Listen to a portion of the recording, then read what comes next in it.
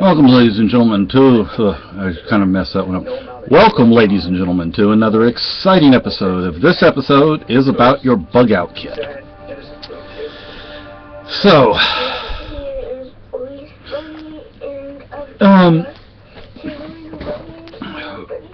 we have a bug-out box for food. I'm not going to say what's in it or how much of any particular thing, but, you know, I'm the one who went and bought the box, okay? It's not my wife. My wife probably would have looked at it and said, there's no way putting that stuff in there we're going to be able to carry it, and she would have been right because I tried to pick it up and carry it in tonight, and I couldn't do it. I actually had to take stuff out and put it on the car, and then I tried to pick the box up, which was still too heavy, so I had to drag it back in. So, when you're making your bug-out kit, which doesn't actually have to be for a bug-out. You could bug in if you had to. I asked him, when is he buying the pack mule to carry it with? So, what we're going to have to do is buy, at an absolute minimum, 2 workable boxes. Okay? I'm thinking 3 would be best, because this is what you have to think of, folks. If you have to bug out, your bug out kit, you have to grab and go. Okay? You don't have 30 minutes to get ready. You don't have 15 minutes to get ready. Everything you need, you have to be able to take and throw it in the car. Throw it on your back, whatever you have to do. So, my recommendation is that you try your bug out kit. So we know that our bug out box, or one part of our bug out kit, our food box, our prepping box, whatever you want to call it, is way too heavy. Even the both of us combined, even if my wife wasn't in the condition she's in right now, couldn't lift that thing and stick it in the car. So the one thing we do need in that box are beans. We need lots and lots of beans. See, up here you cannot buy a 25 or 50 pound bag of pinto beans. About 2 pounds is amazing fine. Yeah, if you're Maybe lucky. 3 if you're lucky. Yeah. Now back in Texas, you could find pinto beans everywhere, and they were cheap, and you can buy them in any size bag you wanted. Actually, probably couldn't get little bags of them. You could get big bags though. So, what would you say is the average size down there? About a 10-pound bag of beans? 5 to 10 pound, you know. And you can find the big, 25, 50 pound bags. They're common. They're in any grocery store, at least where I lived. I lived in San Antonio, but maybe I shouldn't say it's the same way throughout the state. But I don't know. I mean, I lived primarily in 3 places in 40 years in Texas, although I actually lived in a lot of other places in Texas. But Southeast Texas, the hill country, in San Antonio. But I spent a few months here, a year there, 3 years somewhere else, living here and there in the state. Yeah, grab your bug out kit and see if you can actually lift it off the floor. Yeah, see if you can lift it, see if you can move it. And I don't just mean move it. You like my wife said, lift it. Because let's say we have to bug out, and who knows where we would wind up going. Well, that's something we should have an idea about, but we don't have the gas, we don't have the money to buy the gas to go wandering around the state or the adjacent states to figure out where we would go. And then put your bug out bag or whatever it is on your back, on your shoulders, and see if you can walk with it. Yeah. Can you even stand up? So one thing that... Or you're going to go, ah! I'm suggesting my wife do as soon as she can, which isn't today by any means, not tomorrow either. We go to Walmart, get a bag like I have, which I didn't real... I just say we get a mule. Yeah. Or we he'll carry it. Yeah, or the alpaca over there. Get a bag like I got. I thought that was more like a book bag than it is. My bad. That was a $40 bag. Yeah. But my wife should have one.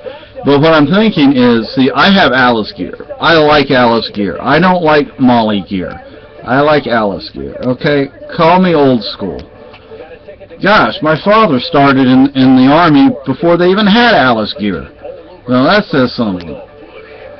You know, I mean, he qualified with a 50 caliber machine gun, the old water cooled, you know, the big round thing, 50 caliber machine gun. So that tells you when he first went in. Okay, so both our dads served in World War II. Although my dad was younger, he served in the Canadian Merchant Navy. My wife's dad actually served in the Army Air Corps. But anyway. And my dad got driven through the snow by a guard dog chasing a rabbit. Oh my gosh.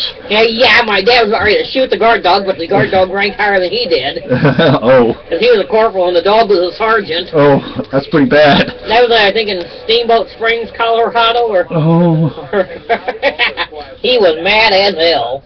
So here's what I'm thinking for our kit. I wish I could show it to you, but I'm not going to, for a number of reasons. Anyway, my kit's Alice gear. So Alice gear, you know, you have the old canteen cups. We don't have canteen cups yet. What I want to get is the steel cup, the actual real cup. I used to have the stuff from my dad. Don't have it anymore. And they get an aluminum cup. I don't want to tear up a steel cup.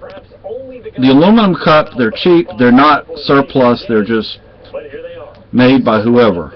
I don't have a problem tearing them up. Instead of spending the extra money to buy a canteen cup stove, I'm going to buy a $4 canteen cup and make it into a stove. Canteen cup stove. I can make my own canteen cup lid using a decent pie pan, which we can get at the Salvation Army. Salvation Army, right? Yeah. Yeah. Now, it doesn't mean they'll have one when we go in there, but eventually they'll have one. Or one of the other thrift stores in town. Yeah. Yeah. So,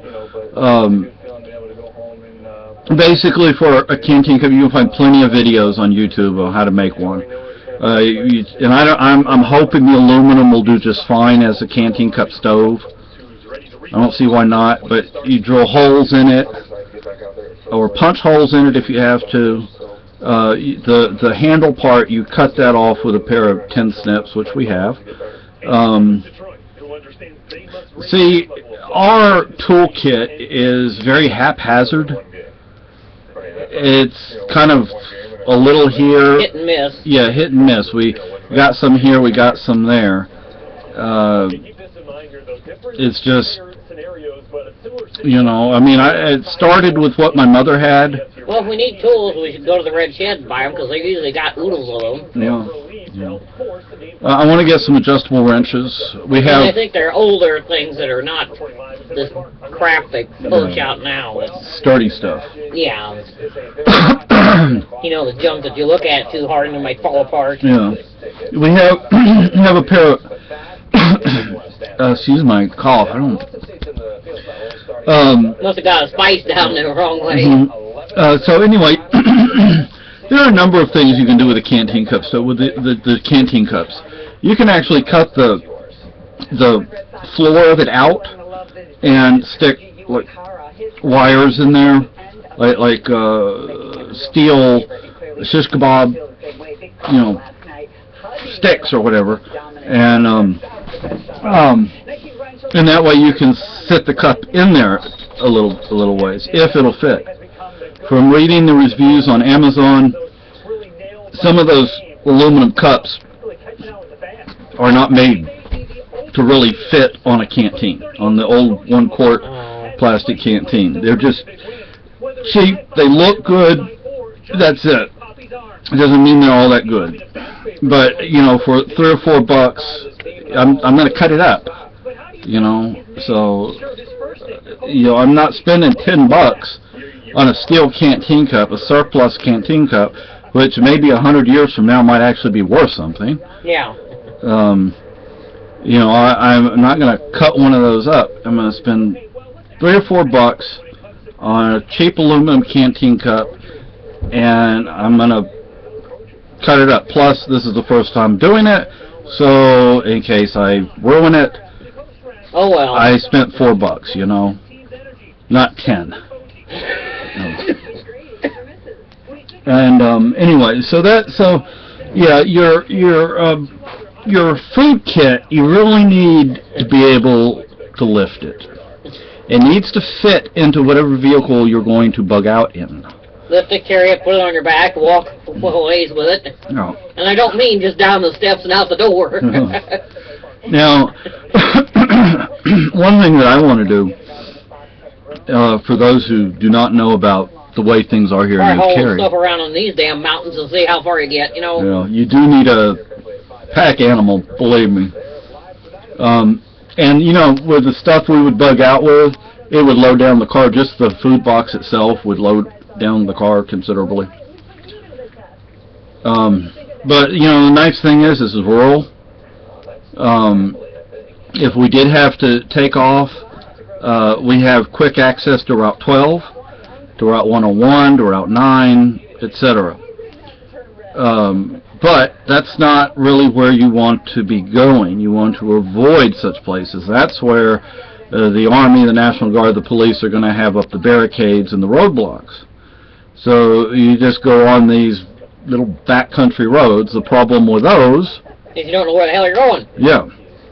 And you cannot rely on maps when it comes to some of the roads up here, because believe me, I don't have GPS. Yeah, it's like maybe we should think about getting a GPS. Maybe. But you know, like I went fishing one day, and I decided to come back a different way. And you almost wound up in the next county. Yeah, I mean, I've looked at maps online, you know, and I'm like, I don't know where I'm at.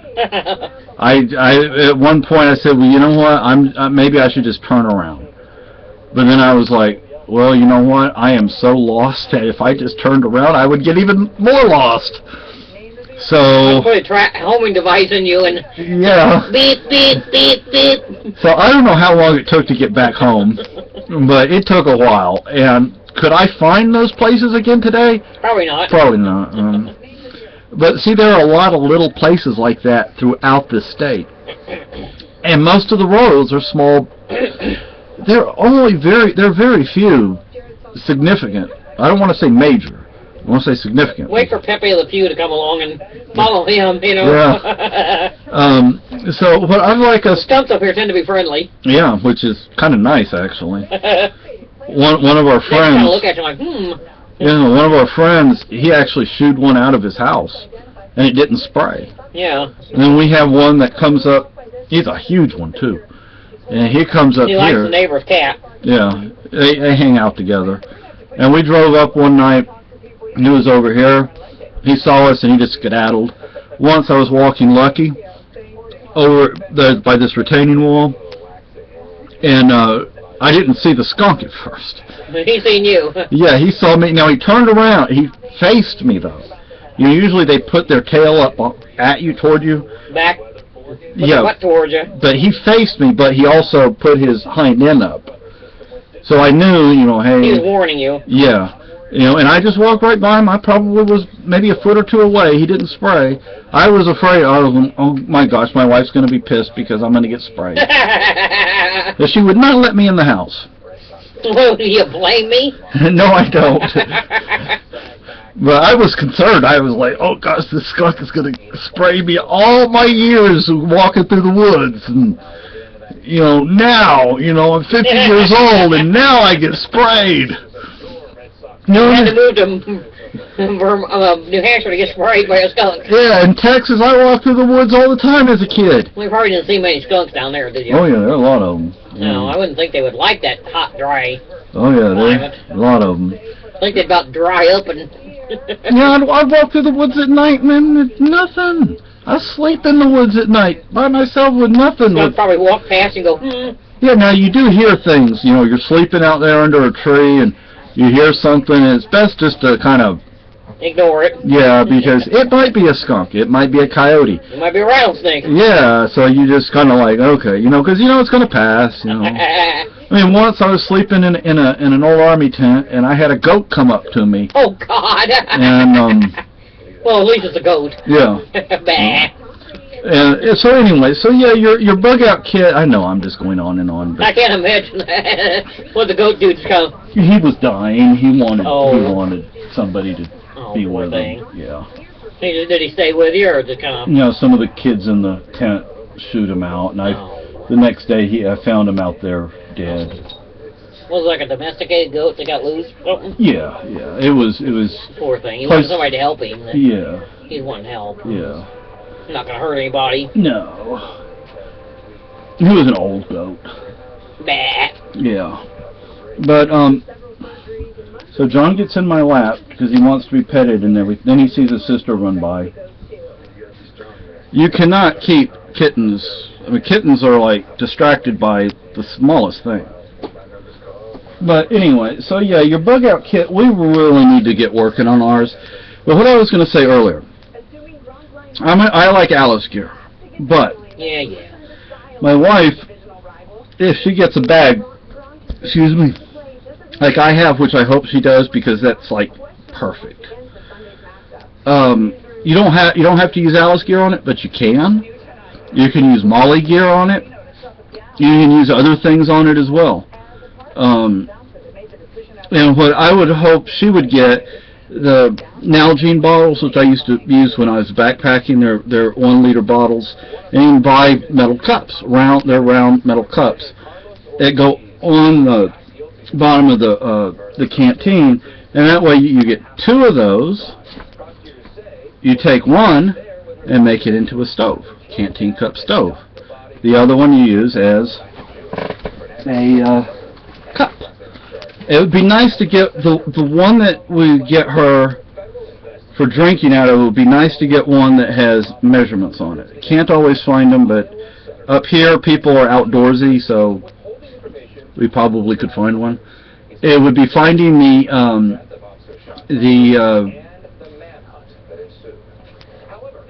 case, the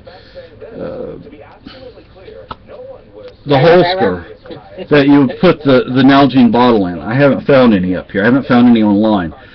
But I haven't gone looking up here either. I have looked online. I know I could probably get one from Camp Moore because I used to buy a lot of stuff from them. I used to buy from REI and MEC. I really like MEC. Oh, Fox, get off of that. But anyway, so... Cat's about to destroy the... she likes the spaghetti sauce. Well... so anyway, so I think what we should probably do before it gets too cold, if we ever have them, if we could figure out a way to fund it, is just throw everything in the car and go for a drive, find some place, camp overnight, drive back the next day. We don't, and I don't mean camping at a campground. I mean pulling off the side of the road. Like I said, these roads up here, you go out in the middle of nowhere, and you are literally in the middle of nowhere. And there ain't nobody out there. So... yeah, we get away from the damn mass holes. Yeah, that would... they'd probably run us over. Yeah. We definitely don't want to be near them.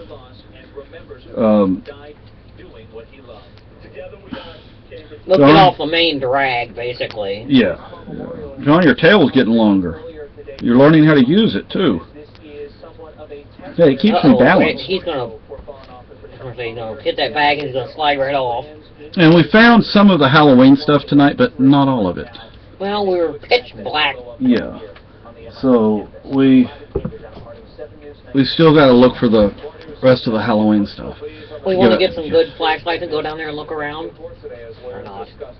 Over at the storage unit? Yeah. Yeah, we can do that. So, I guess I didn't say a whole lot in this video. I just talk. But, yeah, make sure you can actually use your bug out kit. Don't just have one. Make sure it's usable. Bye-bye.